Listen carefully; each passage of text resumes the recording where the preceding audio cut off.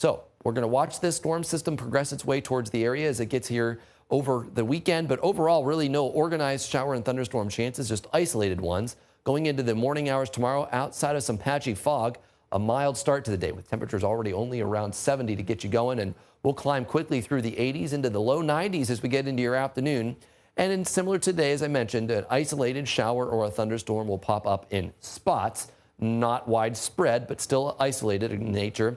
Going into your Saturday night, that risk will continue, and then that will go into your Sunday morning. Now, again, an isolated shower or thunderstorm early on your Sunday, becoming a little bit more likely into the afternoon, but the hot and the humid conditions are going to continue. You could see them continuing to fire into the Sunday afternoon.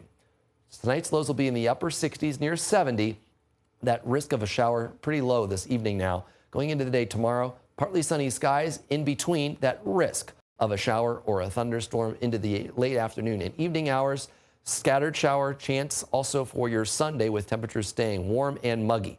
Dry stretch Monday, Tuesday, and Wednesday, just warming up to about 90 by next Wednesday before some more chances of showers and thunderstorms to wrap up next week.